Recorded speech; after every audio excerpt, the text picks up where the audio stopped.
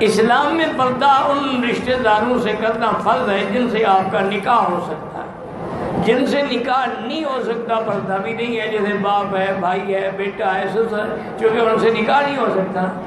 اب چچے داد ہے، خالہ داد ہے، پھوپھی داد ہے، نکاح ہو سکتا ہے، وہ محرم نہیں ہے، پردہ ضروری ہے۔ عورت کو پردہ چہرے کا کرنا چاہیے، نہیں پاؤں کا کرنا چاہیے۔ چہرے کی کیا ضرورت ہے پردے کی؟ وہ تو اوپن ایئر تھیٹر ہوتا کہ ہر کوئی دیکھے فائدہ اٹھائے۔ اللہ کے بندے، پردہ ہوتا ہی چہرے کا ہے۔ پردہ اس لیے ہے کہ آدمی فتنے سے بچے، اور فتنہ آنکھوں میں ہے، چہرے میں ہے۔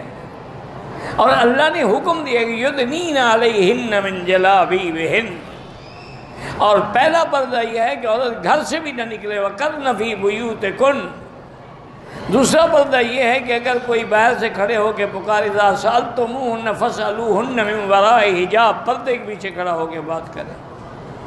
اور تیسرا پردہ یہ بھی ہے کہ اگر کوئی غیر مرد بات کرے تو اسے نرم لہجے میں بات نہ کرے، سختی سے جواب دے۔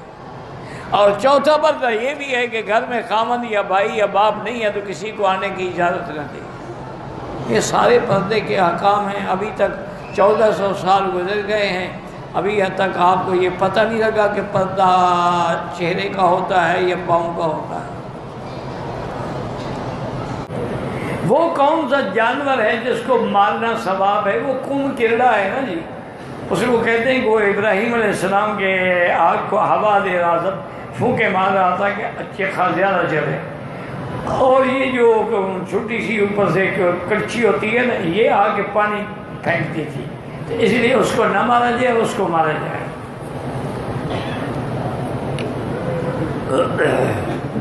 عورتوں کے چہرے کے پردے کے بارے میں پردہ ہوتا ہی چہرے کا ہے۔ حج اور عمرے میں دیکھو اللہ کے بندے، حج عمرے کے احرام میں چہرے کا پردہ نہیں، اس کا مطلب ہے آگے پیچھے ہے نا۔ اگر آگے پیچھے بھی پردہ نہیں تھا تو پھر عمرے میں حکم دینے کا کیا مطلب؟ مرد کو سر پہ احرام کی حالت میں کپڑا نہیں ڈالنے، یعنی آگے پیچھے تو ڈالنا ہے، تو اس سے تو الٹا پردہ ثابت ہو رہا ہے۔ باقی یہ ہے کہ وہ کیا کریں، اگر مرد سامنے ہوں تو بی بی عائشہ فرماتی ہیں کہ جب مرد قریب آتے صدلنا علی وجوہنا، ہم کپڑا ایسے کھینچ لیتی تھی جیسے عورتیں گھونگھٹ نکالتی ہیں، اور جب مرد چلے جاتے ہم اٹھا دیتے۔ پردہ تو ہے۔ جو خواتین بغیر پردے کے حرم میں آتی ہیں ان کی اصلاح کیسے کی جائے؟ ان کے خامند، بھائی، خاندان کو غیرت کرنی چاہیے کہ ان کو نہ آنے دیں بغیر پردے کے۔ لوگ تو نہیں سمجھائیں گے نا، یہ تو تمہاری ذمہ داری ہے۔ کلکم مسئول عن رعیتہ، اگر تیری بیوی پردہ نہیں کرتی تم قیامت میں پکڑ جاؤ، اگر وہ نماز نہیں پڑھتی تم جہنم میں جاؤ، کیونکہ حضور نے فرمایا تم اس مسئول ہو، ذمہ دار ہو۔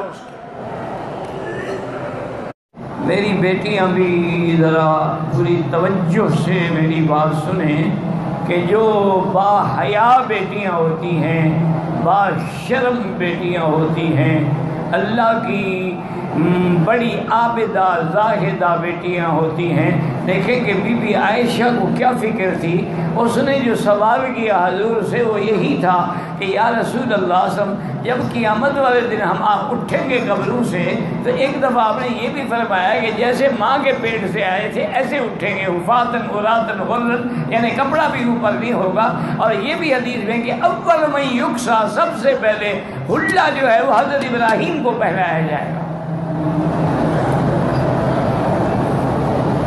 تو بی بی عائشہ رضی اللہ عنہ فرماتی ہیں حضور جب ہم قیامت میں اٹھیں گے کفن بھی نہ ہوگا، ادھر مرد ہے ادھر عورت ہے، ایک دوسرے کو دیکھیں گے، اس وقت بھی بیوی کو اپنے حیا اور پردے کا خیال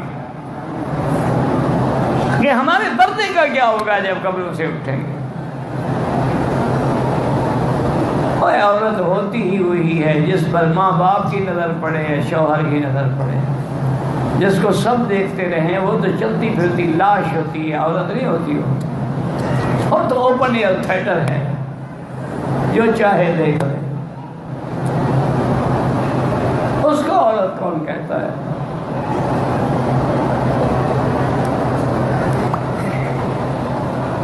یہ تو چلتی پھرتی لاشیں ہیں،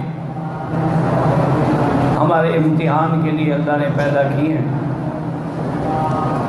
تو اب دیکھیں بی بی عائشہ اس وقت بھی پردے کا خیال، یا رسول اللہ کیا ہوگا جب ہم قبروں سے اٹھیں گے، ادھر مرد ہوں گے ادھر عورت۔ آپ نے فرمایا عائشہ کیا کہہ رہی ہو، وہ دن بڑا شدید ہوگا، کسی کو طاقت ہے کہ نظر اٹھا سکے۔ شاخصۃ ابصارہم، اٹھی ہے تو اٹھی رہے گی، جھکی ہے تو جھکی رہے گی، کسی کو طاقت ہے کہ ادھر ادھر نظر ڈال سکے۔ وہ تو قیامت کا حال ایسا ہوگا۔ وَتَرَىٰ كُلَّ أُمَّةٍ جَاثِيَةً، سب گر جائیں گے اپنے گھٹنوں پہ، طاقت ہی نہیں۔ وَأَوَّلَ مَن يُكْسَىٰ حُلَّةً مِّنْ حُلَلِ الْجَنَّةِ أَبِي إِبْرَاهِيمَ، حضور نے فرمایا کہ سب سے پہلے جوڑا لباس جنت کا جو ہے میرے اب ابراہیم کو پہنایا جائے گا۔ صحابہ نے پوچھا کب لگا یا رسول، آپ سے بھی پہلے، فرمایا نام قبلی، مجھ سے بھی پہلے پہنایا جائے گا۔ صحابہ نے پوچھا حضور آپ سے پہلے، فرمایا اللہ کی توحید کے لیے میرے ابے کے کپڑے اتارے گئے۔ آج تو لوگ وہاں بھی کہتے ہیں تمہیں تکلیف ہوتی ہے، انبیاء تو شہید ہوئے توحید کے لیے، انبیاء کو آگ میں ڈالا گیا، میرے مدنی کے دندان مبارک شہید ہوئے۔ تمہیں ذرا سی تکلیف آتی ہے تو جی سارے مخالف ہیں جی، سارے بدتی ہیں جی، ہوتے رہے۔ مزہ تو یہی ہے نا کہ توحید کے نام پہ مال پڑے اور تیری زبان پہ ہو آدن آدن آدن۔ پھر دیکھو بلال جیتتا ہے یا مکے کے کافر جیتتے ہیں؟ مار کھانی پڑتی ہے لیکن باطل مٹ جاتا۔ بلال کی اماں آئی نا تو کہنے لگی بلال رضی اللہ عنہ، رضی اللہ عنہ، اللہ اکبر اللہ اکبر۔ حضرت بلال بے ہوش ہیں، ظالموں نے تپتے ہوئے پتھروں پہ لٹایا ہوا ہے اور اتنے بڑے بڑے کانٹے کھجوروں کے لے کے مارے ہوئے ہیں اور سینے پہ چٹان رکھی ہوئی ہے پتھر۔ بلال بے ہوش ہے، آنکھ کھلتی ہے تو وہی احد احد احد، یہ ہے توحید۔ اللہ اکبر۔ تو اماں نے کہا بلال میں بھی مسلمان ہو چکی ہوں لیکن اپنا اسلام چھپاؤ، اپنے آپ کو برباد نہ کرو، مان لو میاں کی بات، ظاہری طور پہ مان لو۔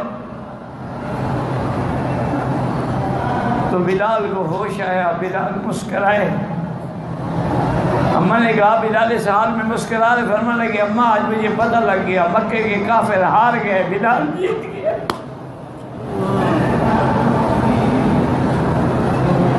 میں نے پوچھا بلال کیسے؟ فرمایا اگر ان میں طاقت ہوتی تو میری ماں کو سفارشی لے آتے،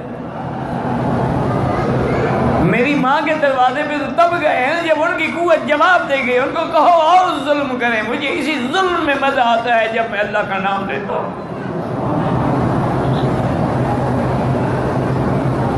اللہ اکبر اللہ اکبر۔ لیکن شرط یہی ہے کہ ایمان ہو، ایقان ہو اور بات جو ہے وہ اندر سے نکلے۔ اس لیے ہمیشہ یاد رکھیں کہ حضرت سیدنا ابراہیم کو جب آگ میں ڈالا گیا تھا ان کے کپڑے بھی اتارے گئے، بغیر کپڑوں کے آگ میں ڈالا گیا۔ تو حضور نے فرمایا اللہ اس کا بدلہ دیں گے کہ آج ساری دنیا محشر میں کھڑی ہوگی اور پہلے میرے ابے کو جوڑا پہنایا جائے گا۔